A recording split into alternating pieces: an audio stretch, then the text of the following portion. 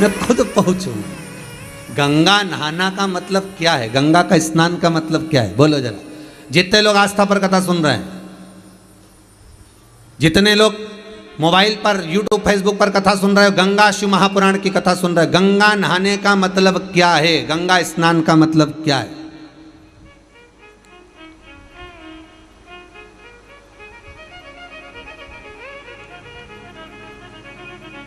नहाने का और स्नान में अंतर क्या है? पहले भी एक बार कहा, नहाने और स्नान में अंतर क्या? आप लोगों में से कितने लोग हैं जो स्नान कर कर आए? जितने लोग टीवी पर कथा सुन रहे हो, आप लोगों ने आज स्नान करा कि नहीं करा? और जितने लोग जहाँ जहाँ मोबाइल पर कथा सुन रहे हो, दिल से बोलना, आप लोगों में से किसी ने स्नान करा कि नहीं करा? तो आप लोग मुंडी हिला कर कहोगे हमने तो स्नान करा साहब, है। पर स्नान और नहाने में अंतर है रे बाबू, स्नान और नहाने में अंतर है। नहाना किसको कहा गया? वॉशरूम में गए, शैम्पू लगाया, साबुन लगाया, डब्बा भर पानी डाल लिया, इसको कहते हैं नहाना। ये तो आप लोगों ने करा होगा। इसको स्नान नहीं कह सकते। शिव महापुराण में इसको स्नान नहीं कहा गया, इसको स्नान का संबोधन नहीं कहा गया, इसको तो कहते हैं नहाना। बाथरूम में गए, स्नान इसको नहीं कहेंगे कि आपने डब्बा भर के पानी डाल लिया, आपने वो साबुन लगा लिया, आपने थोड़ा सा सर्फ लगाया, आपने जो शैम्पू लगाया, इसको इसको इसको स्नान नहीं कर सकते, इसको नहाना कहते हैं। ब्राह्मण जब पूजन कराने बैठता है, ब्राह्मण जब कर्मकांड करने बैठता है, ब्राह्मण जब जजमान को सामने बिठाता है तो कहता है स्नान कर कर आइए। ब्राह्मण ने ये नहीं बोला कि नहा कर आइए। ब्राह्मण संबोधन कहेगा कि स्नान कर कर आइए, नहा कर नहीं, स्नान कर कर। नहाना सरल है, स्नान करना कठिन है। स्नान किसको कहा गया? शिव महापुराण की कथा कहती है स्नान किसको कहते हैं? 3.5 करोड़ रोम छिद्र ये मनुष्य के शरीर पर हैं। ये जितने रोम हैं मनुष्य के शरीर पर, ये 3.5 करोड़ हैं। शिव महापुराण की कथा कहती है एक दिन में जिसके मुख से 3.5 करोड़ बार भगवान का नाम निकल जाता है, समझ लेना उसका स्नान हो जाता है, उसका स्नान हो गया। अब आप में से कितने लोग हैं जो स्नान करके आए? ईमानदारी से बोलो। 3.5 करोड़ बार जिसने भगवान का नाम लिया, 3.5 करोड़ बार जो भगवान का नाम का उच्चारण करे, 3.5 करोड़ बार जिसके मुख से भगवान का नाम निकल गया हो, तो उसका स्नान हो गया। तो फिर क्यों कहा गया स्नान और नहाने में अंतर?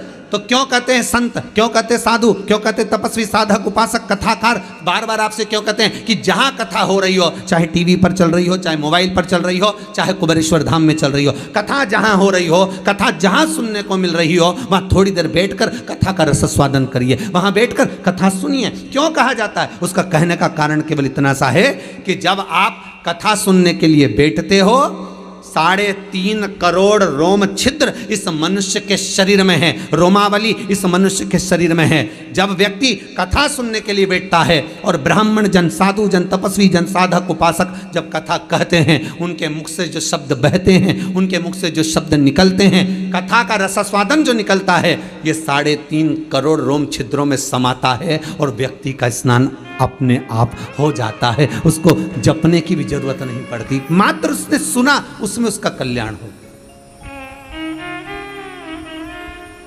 नहाना और स्नान अंतर है। कर्मकांडी ब्राह्मण, कभी विद्वान ब्राह्मण, कभी साधुजन, आचार्यजन, शास्त्रीजन, कभी विद्वज्जन, जितने ब्राह्मण इस भारत की भूमि पर आपको मिलेंगे, जब बाहर मिलेंगे, जो भी कहेंगे तो एक ही बात कहेंगे, जाकर स्नान करिए आइए, पूजन पे बैठ जाइए, जाओ स्नान कर आओ, अभिषेक पे बैठिए। नहाने का नहीं बोलेंगे, स्नान का बोलेंगे। स्नान का मतलब है कि जाओ थोड़ी देर भगवान का भजन गाओ, भक्ति को अपने भीतर उतारो। जब भक्ति भीतर उतर जाएगी तो पूजन करने जब बैठोगे तो आप रूप सुख का अनुभव, सुख का आनंद प्राप्त हो जाएगा अपने आप।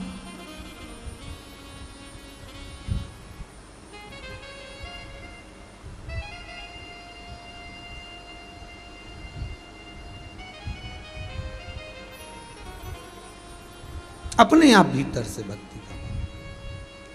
गंगा कहती है कि मेरे पास में ये गंगा स्नान का मतलब क्या है? क्या मतलब है?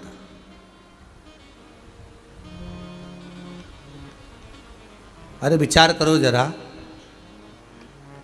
सुदामा जी भगवान कृष्ण के यहाँ जा रहे हैं। श्रीमद् भागवत 10वें स्कंद। सुदामा जी भगवान कृष्ण के यहाँ जा रहे हैं और सुशीला उनसे कह रही है, रोज कहती है सुशीला कि तुम द्वारका जाओ, तुम द्वारका जाओ, जाओ द्वारकाधीश के दरवाजे पर, जाओ द्वारकानाथ के दरवाजे पर। भारत की भूमि की पहली स्त्री थी, पहली नारी थी जो अपने पति से रोज कहती थी कि द्वारका जाओ, द्वारका जाओ, द्वारकाधीश के दरवाजे जाओ। नहीं तो आज के ज़माने की सारी नारियां सुबह से उठकर एक ही बात कहती, दूध की थैली लिया, जाओ जरा गिलकी लिया, आलू लिया, टमाटर लिया, जाओ जरा हरा धना लिया, हरी मिर्ची लिया।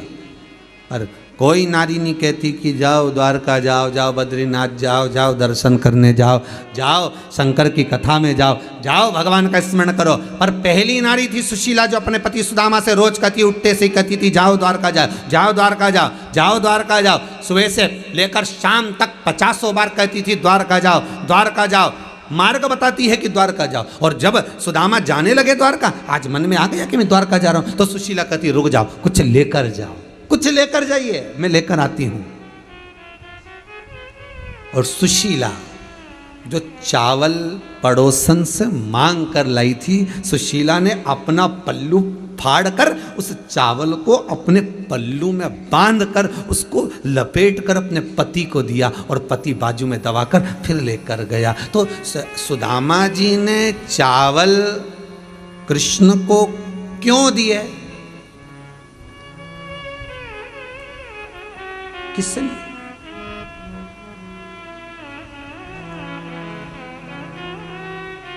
और वो दे भी रही है तो काय में दे रही है? पल्लू में फाड़कर।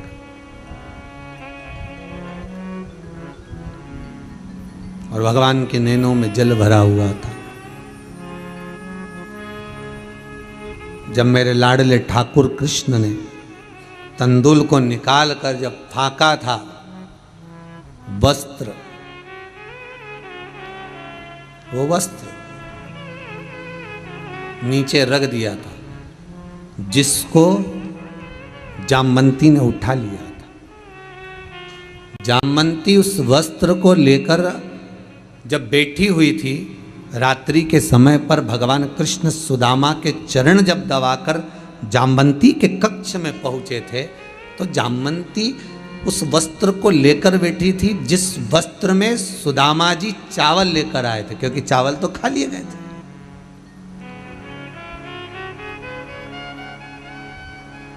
वो केवल वस्त्र बचा हुआ था। जामवंती उसको लेकर बैठी थी, तो द्वारकानाथ ने पूछ लिया, हे जामवंती, ये वस्त्र, ये तो सुदामा जी वाला वस्त्र है। हाँ, लेकर क्यों बैठी हो, किस लिए बैठी हो? जामवंती कहती है, मुझे लगता है ये वस्त्र नहीं है।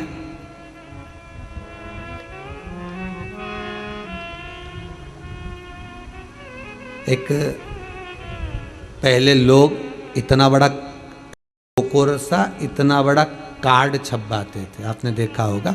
उसमें उनका नाम लिखा रहता था, श्रीमान ये, श्रीमान ये, एड्रेस लिखा रहता, ईमेल आईडी लिखी रहती, यूट्यूब लिखा रहता, ये लिखा रहता, उसमें उसका फ़ोटो बना रहता, हमारा काम धंधा ये है, हम ये काम करते हैं, हमारा ये विजिटिंग कार्ड है। अब सुदामा अपना पता किससे देते? सुशीला बड़ी समझदार थी, उसने कपड़ा नहीं भेजा है, सुशीला ने वस्त्र नहीं भेजा, सुशीला ने कपड़ा जो बांध कर भेजा है वो कपड़ा नहीं है, वही विजिटिंग कार्ड है, वही पता बताने वाला कार्ड है। कि सुदामा चावल तो दे दिए हैं, पर पता कौन बताएगा कि जो तुम्हें त्रिलोकी का नाथ अगर कुछ देगा तो सामान कहां भेजेगा, सामान भेजना कहां है। इसलिए वो वस्त्र जामवंती ने उठा लिया था, और वो जामवंती उस वस्त्र को देखकर द्वारकाधीश से कहती है, ये वस्त्र आप रखिए, आपको मालूम पड़ेगा कि जो आप 3 मुष्टिक पाए हो, उस 3 मुष्टिक का भाग भेजना कहाँ है, ये आपको मालूम पड़ेगा। स्थान बताया, एड्रेस बताया। कोई आपसे पूछ ले कि गंगा नहाने का, गंगा स्नान का मतलब क्या है, तो गंगा स्नान का एक ही मतलब है, शिव महापुराण में बहुत सुंदर मतलब बताया है कि गंगा नहाने का मतलब क्या है। हम गंगा नहाने क्यों जा रहे हैं, हम गंगा का स्नान करने के लिए क्यों जा रहे हैं, जीते जी गंगा नहाने का शास्त्र प्रमाण क्यों देता है कि गंगा जाओ तो जीते जी नहाओ, मरने के बाद अस्थियां बाद में भेजते रहना, और कोई जाए चाहे ना जाए पर एक बार तुम जीते जी गंगा का डुबकी लगा कर आओ। क्यों कहते हैं, उसका कारण केवल गंगा नहाने का मतलब, गंगा स्नान का मतलब कोई साधारण नहीं। गंगा स्नान का मतलब है कि जब हम पहली डुबकी गंगा जी में लगाते हैं तो अपने घर का परिचय, अपने घर का एड्रेस गंगा जी को देकर आ जाते हैं कि अब मैं आऊं ना आऊं, परिवार आए ना आए, कोई अस्थि लाए ना लाए, पर गंगा मैया तेरा जीते जी मैंने स्नान कर लिया है, मेरा एड्रेस अब तुझ में आ गया है, तेरे पास आ गया है। अब मेरे जब प्राण छूटे, मुख में कोई गंगा का जल दे ना दे, कोई तुलसी का दल दे ना दे, पर जिस समय मेरे प्राण छूटे उस समय पर ये जो मैंने स्नान करा है इसका फल मुझे तब मिलना चाहिए, उस समय प्राप्त होना चाहिए जब मेरे प्राण छूट रहे हो। ये एड्रेस बता दिया जाता गंगा जी।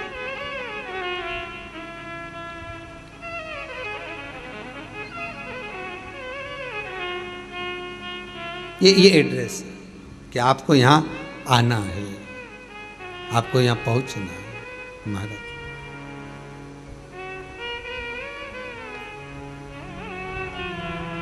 हमें यहाँ काहे की नैया बनी कौन खिवैया, काहे की नैया बनी कौन खिवैया,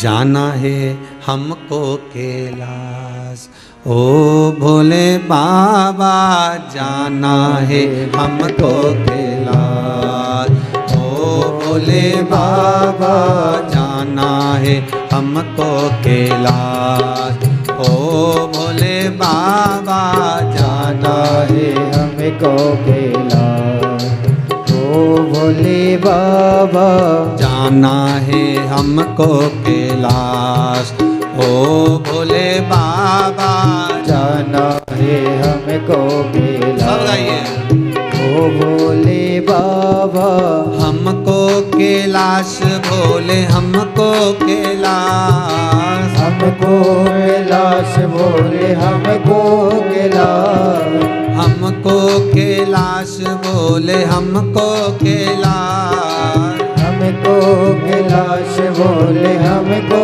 कैलाश ओ जाना है हमको कैलाश ओ भोले बाबा, जाना है हमको कैलाश ओ भोले बाबा, ओ जाना है हमको कैलाश ओ भोले बाबा, जाना है हमको कैलाश ओ भोले बाबा।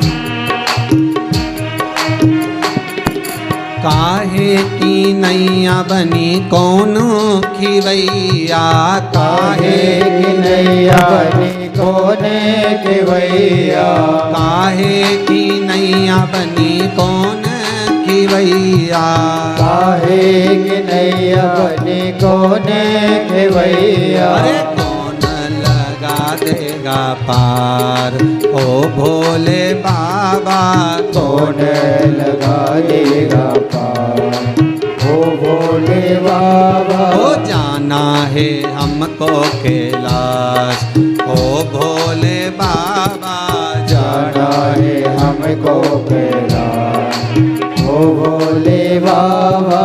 जय हो।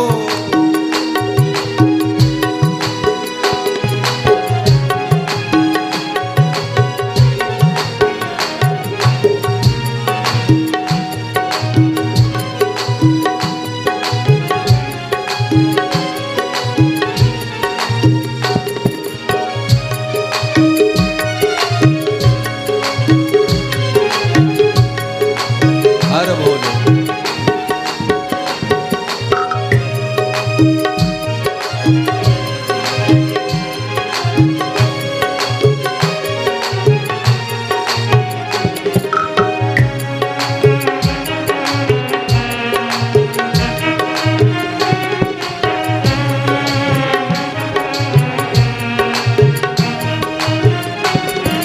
चंदन की नैया बनी राम जी खिवैया, चंदन की नैया बनी राम जी के भैया।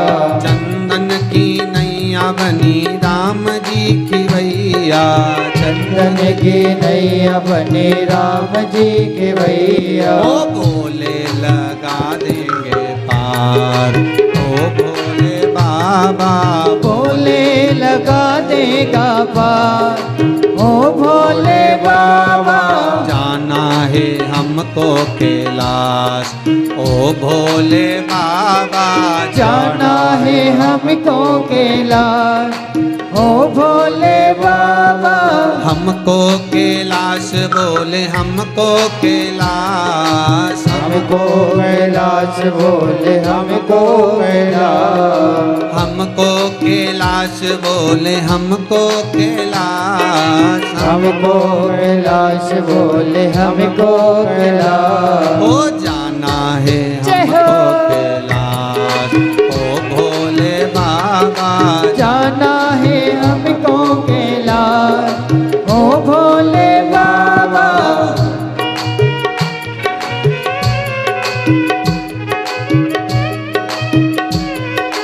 हरि बोल।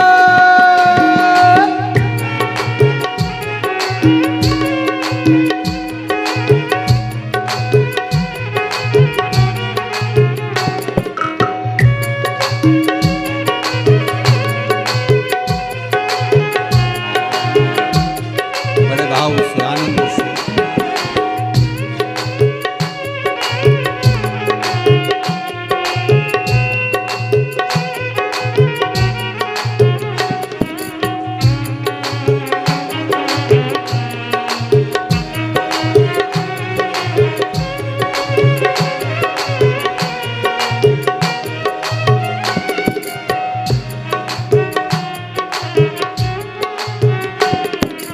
काहे की माला बनी कौन नाम जपना, काहे की माला बनी कौन नाम जपना। काहे की माला बनी कौन नाम जपना, काहे की माला बनी कौन नाम जपना। अरे कौन लगा देगा पार ओ भोले बाबा, कौनी लगा देगा पार ओ भोले बाबा। जाना है हमको कैलाश ओ भोले बाबा, जाना है हमको कैलाश ओ भोले बाबा।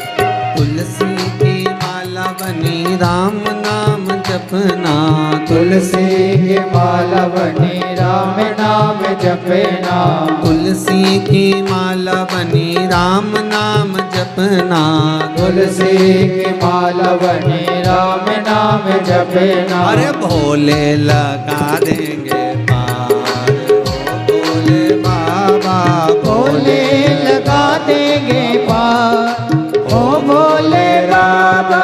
भोले लगा देंगे पार, ओ भोले बाबा भोले लगा देंगे पार, ओ भोले बाबा। हो जाना है हमको कैलाश, ओ भोले बाबा जाना है हमको कैलाश, ओ भोले बाबा।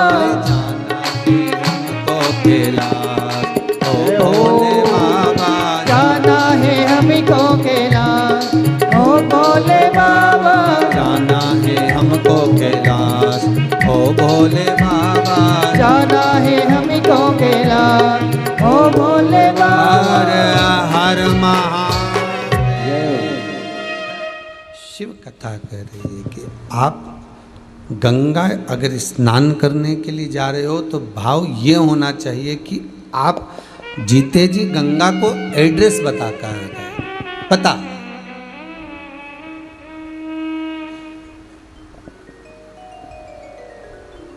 आपने एड्रेस बता दिया, आपने पता बता दिया।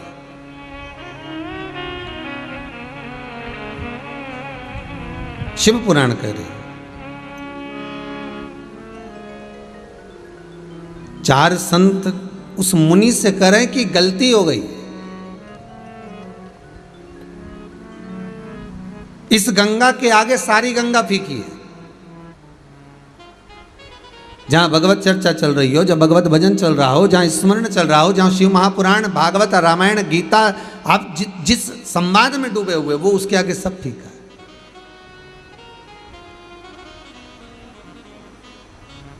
सब फीका। महाराज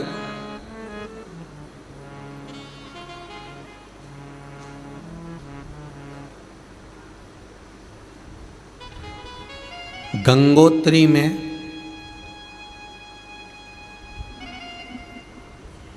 आप लोग गए होंगे, कई लोग गंगोत्री। बद्रीनाथ के जो चार धाम हैं, यमुनोत्री, गंगोत्री, केदार और बद्रीनाथ, उन चार धाम में से एक धाम का स्मरण अगर हम करें, गंगोत्री का,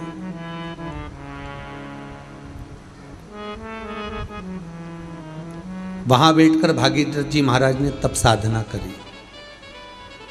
शिव महापुराण कथा कहती है।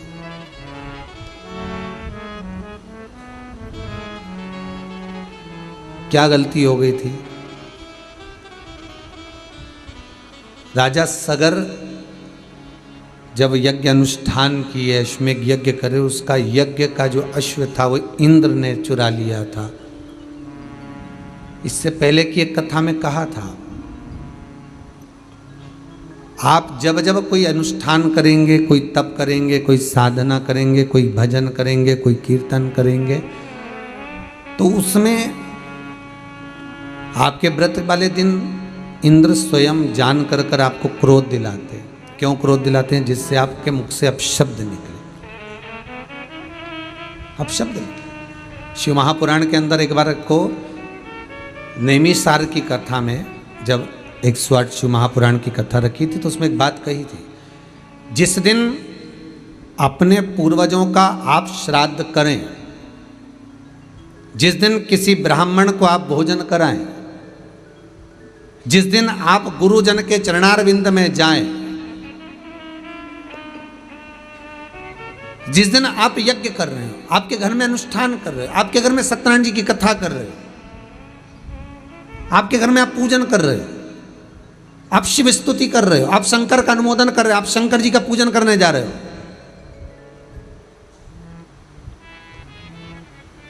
शिव महापुराण की कथा कहती है उस दिन आप ब्राह्मण भोजन कराएं, श्राद्ध करें, पूजन करें, उस दिन आपके मुख से कोई ऐसा शब्द ना निकले जिससे किसी के हृदय को घात पहुंचे। और वो हृदय को घात पहुंचे तो वो आपका करा धरा सब बेकार।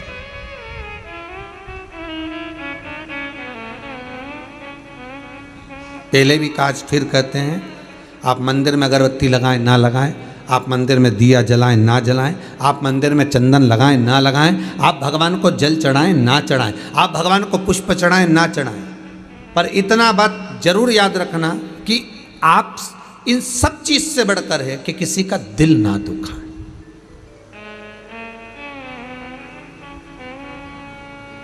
हृदय चित्त निर्मल,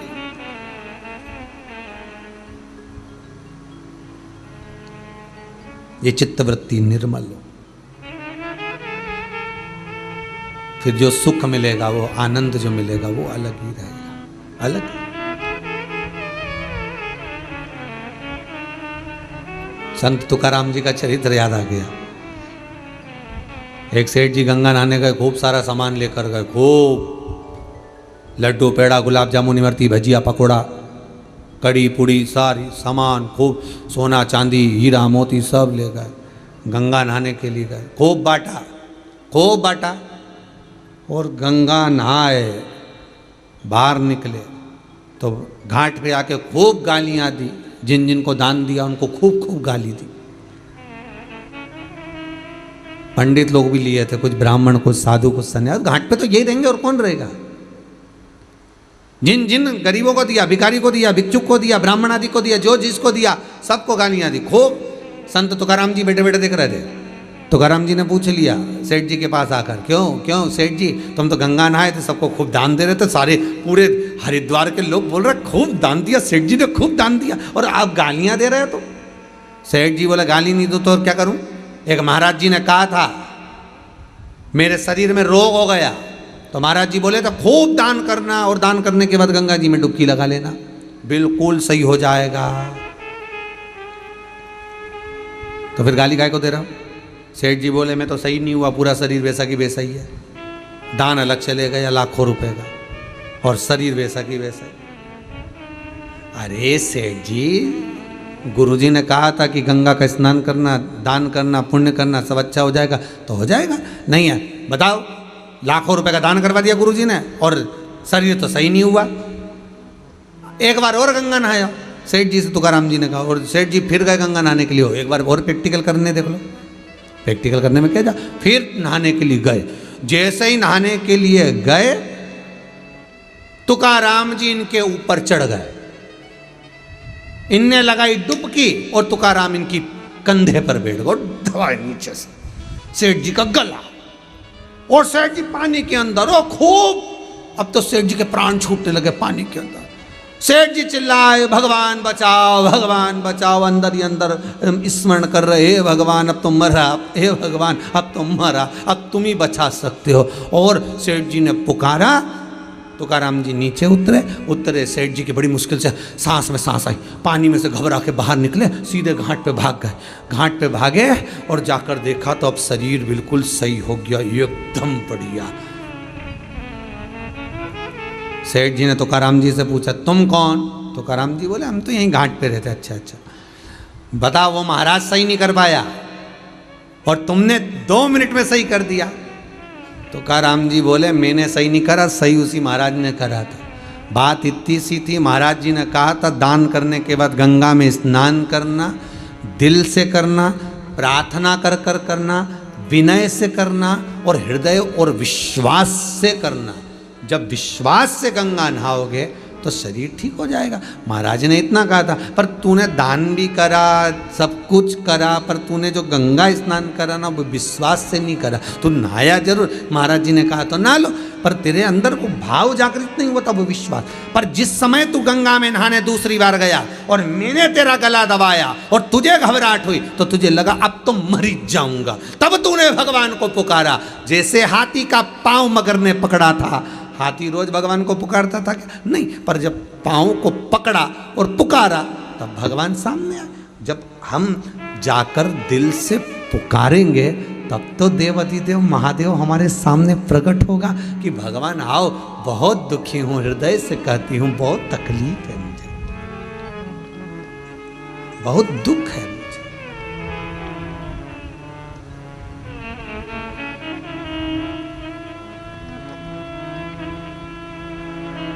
बहुत तकलीफ। भगवान को दिल से पुकारोगे भगवान आएगा।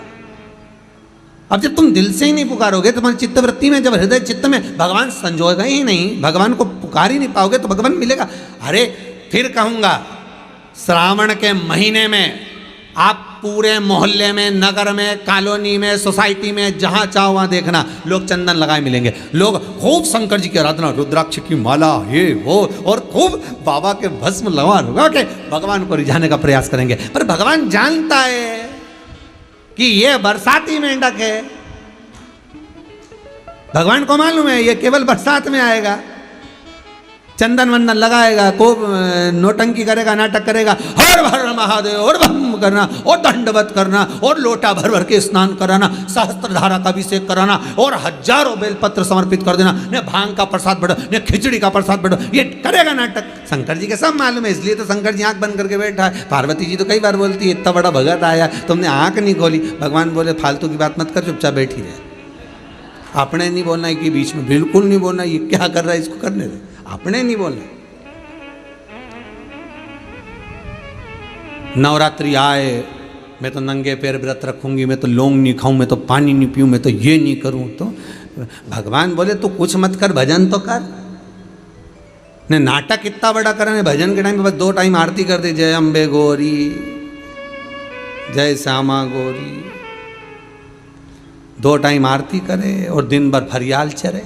भगवान भी सोचे काई मतलब। इसीलिए तो आपको बार बार कहते हैं दिन भर चरो, एकादशी करो। सावन के महीने में भी हम नहीं बोलेंगे तुमसे कि तुम व्रत करो, हम तो ये कहेंगे खूब प्रेम से खाओ पर भगवान का गुण गाओ। एक पक्षी जब जब दाना उठाता है तब तब भगवान को नमन करता है, शीश झुका झुका के कि धन्यवाद तूने मुझे खाने को दिया। और हम तो ऐसी छाती ठोक के खाए नहीं, एक बार राम नहीं किया कि धन्यवाद तूने खाने को दिया। आज मुझे चावल मिला कि रोटी मिली कि पूड़ी मिली, अच्छा मैंने जोरदार कपड़ा पहना, तेरी कृपा। आज मैं खूब आनंद से कथा सुन रहा हूँ, ये तेरी कृपा। हम भगवान को धन्यवाद कब देंगे? हम दें उसको धन्यवाद। तेरा ही दिया मैंने खाया पिया है, तेरा शुक्रिया है, तेरा शुक्रिया, ये तेरी कृपा है, ये तेरी। आज भोंडे परिवार अगर कथा करा रहा है तो भोंडे परिवार को ये नहीं भावना आनी चाहिए कि हम कथा, नहीं नहीं आप नहीं करा रहे हो, ये तो पूर्वजों की पुण्य की गुल्लक भराई है। कहीं भोंडे परिवार के ये पुण्य की गुल्लक भराई है, कहीं इनके दादा परदादा जो भले शांत हो गए, पिता आदि कहीं शिव के उपासक होंगे, कहीं शंकर के करुणा हुई होगी, कहीं पुण्य की गुल्लक भराई होगी, तब जाकर ये बेटे और बहू, ये सोनम जी और विजय जी, इन लोगों ने आज ये शिव महापुराण की कथा को अपने माता के साथ में संजोया है। ये कृपा शिव कर।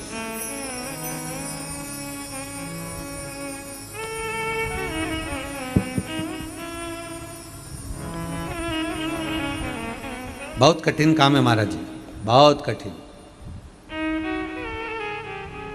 भगवान कभी नहीं कहता कि मुझे पाने के लिए अब कपड़ा बदलो, भगवान कहता मुझे पाने के लिए कलेजा बदलो। कपड़े से मतलब नहीं चलेगा, कितना ही चेंज करो उसको कोई फर्क नहीं पड़े, वो तो तुम बदल बदल के देख।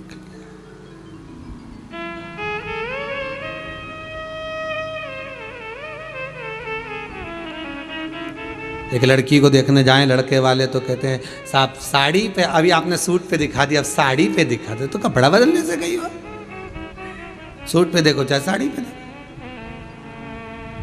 या तो चित्त वृत्ति बदलना चाहिए, मन बदलना चाहिए, तब शिव मिले।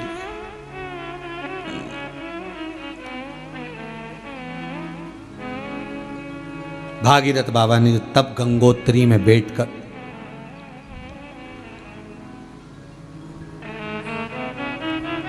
वो गंगोत्री की पावन धरा जहां गंगा बहकर आ रही, किसके लिए करा? किसके लिए? केवल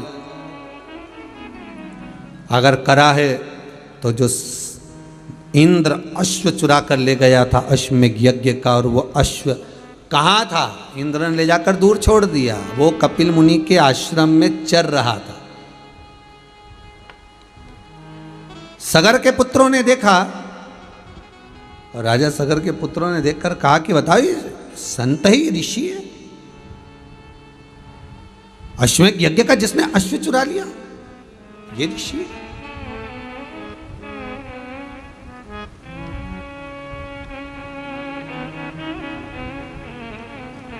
अश्वमेध यज्ञ का जो अश्व चुरा लिया, ये ऋषि है। बहुत सतर्कता की कथा है भागीरथी मारी। ये भागीरथ जी का चरित्र 50 बार पढ़िएगा, 50 बार सुनिएगा। 1000 बार आपने पहले सुन चुका है, फिर सुन लीजिए, फिर सुनिए। अश्व चुराया था इंद्र ने, रख दिया, यहां वहां छोड़ दिया, इल्जाम लग गया कपिल बाबा को। इन्होंने करा, पर श्रेष्ठता नहीं। बहुत ध्यान दीजिएगा महाराज।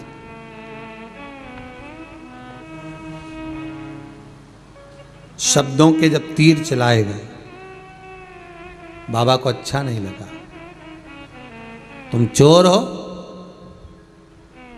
यज्ञ के अश्व को तुमने चुराया है। एक बात बहुत ध्यान में उतारिएगा, किसी जगह पर यज्ञ हो रहा है, बड़ा विशाल यज्ञ हो रहा है, बड़ी विशाल श्रीमद् भागवत कथा हो रही है, बड़ी विशाल शिव महापुराण की कथा हो रही है, बड़ी विशाल रामचरितमानस हो रही है, बड़ा विशाल कार्यक्रम हो रहा है साहब, बड़ा विशाल यज्ञ हो रहा है, बड़ा विशाल प्राण प्रतिष्ठा हो रही है, बड़ा विशाल ये कार्यक्रम हो रहा है। धर्म का कार्य अगर कहीं पर हो रहा है तो आप भी धर्म से जुड़ना।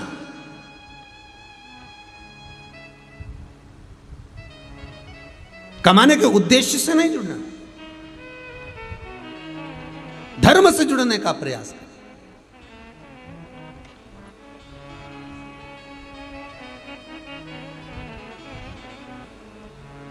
और जहां धर्म के साथ कमाने का उद्देश्य आ गया, आपके भीतर ये प्रसंग उत्पन्न हो गया कि हाँ, मैं अगर ये यज्ञ कराता हूं, मैं ये हवन कराऊंगा और उसमें इतना सारा इकट्ठा कर कर मैं बाद में अपने लिए प्रयोग कर लूं, तो वो दुख का कार्य। श्रीमद् वल्लभाचार्य जी सुबोधनी के भीतर लिखते हैं, जगत गुरु श्रीमद् वल्लभाचार्य जी लिखते हैं कि अगर मंदिर का अगर आप जाएंगे पुष्टि मार्गी हवेलियों में, पुष्टि मार्गी मंदिरों में, श्री जी के मंदिर में जाइए, कांकरोली जाइए, नाथद्वारा जाइए, तिरुपति जाइए, तिरुमाला जाइए, हवेलीजियों में जाइए, जहां ठाकुर जी विराजमान भगवान, तो उस मंदिर में कोई प्रसाद आपको फ्री का नहीं मिलेगा। आपको अगर 50 रुपये जमा करोगे तो एक लड्डू मिल जाएगा। आपने अगर 20 रुपये जमा करे, आपको इतना प्रसाद मिल जाएगा। कई लोग कहते हैं यहां तो व्यापार चल रहा, व्यापार नहीं। कौन ने भोग लगवाया, कौन ने दान करा और कैसा प्रसाद आपके पास में आ रहा है, कम से कम आप अपनी पूंजी लगाकर 1 रुपया 2 रुपया लगाकर जब आप ग्रहण करेंगे तो उसका पुण्य आपको लाख गुना मिलेगा। कभी आप गिरिराज जी की परिक्रमा करने जाना, जितने लोग सुन रहे हैं कथा, आप लोग भी गए होंगे गोवर्धननाथ जी की परिक्रमा करने के लिए। कभी मथुरा वृंदावन गिरिराज दादा की परिक्रमा करने जाइए, गोवर्धननाथ जी की परिक्रमा करने जाइए, वहां पर लोग पानी पिलाने के लिए बैठ जाते हैं। लो साहब पानी पियो, साहब पानी पियो, साहब पानी का झाड़ी जी रखेंगे, पानी पियो। पर फर्ज अपना है कि बिस्लेरी की बोतल खरीदते तो 20 रुपए लगते हैं। फर्ज अपना है, बिस्लेरी की बोतल खरीदते 20 रुपए लगते हैं, तो आप अगर उसके यहां से पानी पी रहे हो तो कम से कम 1 रुपया हमें उसको देना है, क्योंकि वो पानी भरकर लाया है, सुबह से शाम तक आपकी प्रतीक्षा में आस लगाकर बैठा है। हम कुछ दान कर कर पुण्य को कमाएं, केवल भोग नहीं करना है, हमें पुण्य भी करना है। भोग तत्व नहीं,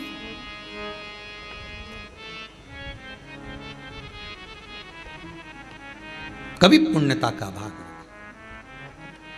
कभी पुण्यता।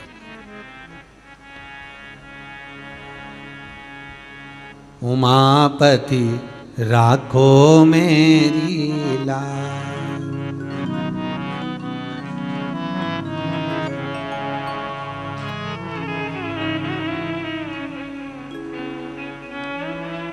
उसके द्वार पर जाकर, उसकी चौखट पर जाकर हम जो पाएं, हम जो सुख का अनुभव कर पाए, वो एक आनंद है।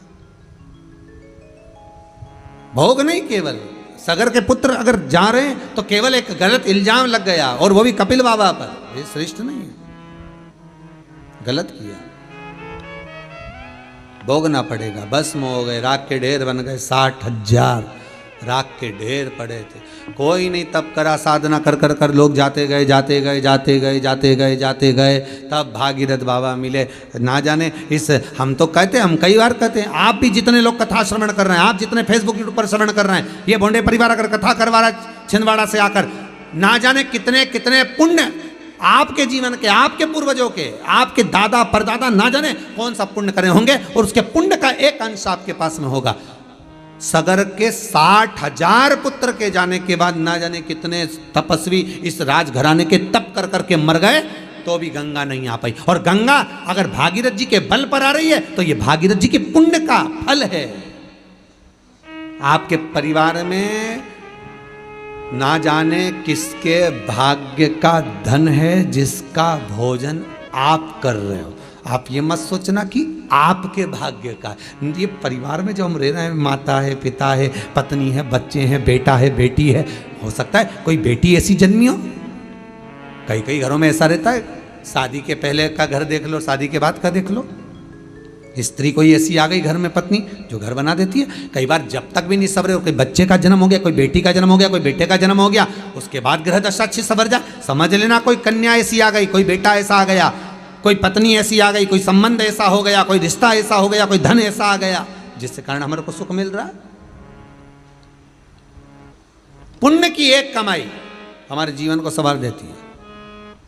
एक राजा बीमार पड़ गया, शरीर में कोढ़ का रोग हो गया, पूरा शरीर गल गल के गिरने लगा। राजा बड़ा दुखी हो गया, बड़ा दुखी। डॉक्टरों को बुलाया, वेदों को बुलाया, क्या करा जाए। वेदों ने कहा एक काम करिए, क्या कहीं से कोड़ी मिल जाए तो बुलवा लो, उस कोड़ी में आग लगाओ, उसकी भस्म तैयार करो, शरीर पे मलो, शरीर सही हो जाएगा। राजा ने कहा जरा जाकर देखो कहीं कोड़ियाँ मिल जाए। राजघराने में कहीं कोड़ियाँ नहीं थी। कोड़ियाँ जानते हो, बच्चे लोग खेलते हैं, हाथ में बांधते हैं, कोड़ी कहीं नहीं मिली। पूरे राजघराने में कोड़ी नहीं, पूरे नगर में देखा कोड़ी नहीं।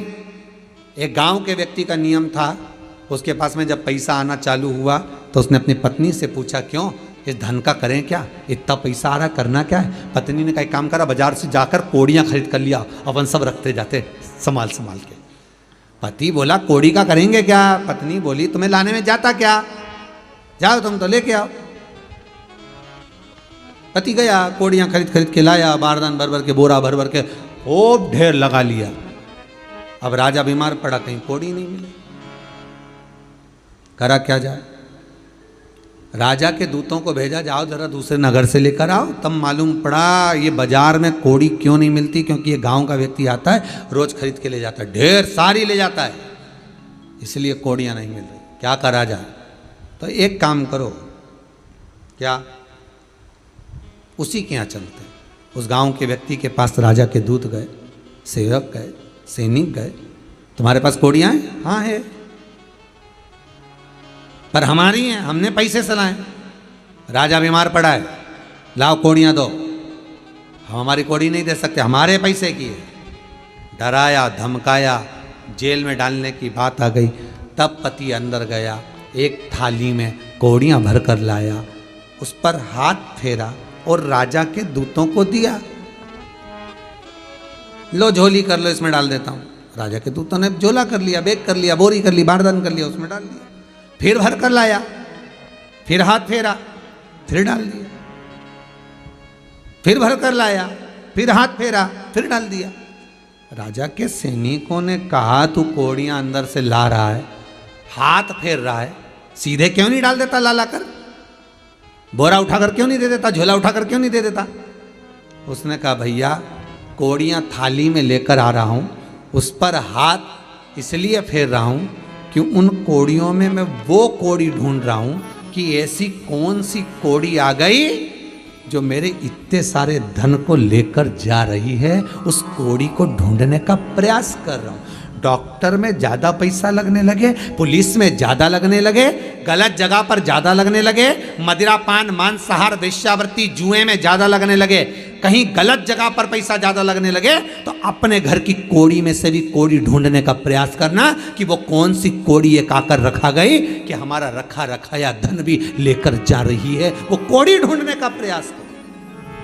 और घर में अगर लोग शिव महापुराण की कथा सुन रहे हैं, घर में अगर परिवार वाले शंकर की कथा में लगे हैं, शिव महापुराण की कथा में कथा करवा रहे हैं, शंकर की कथा का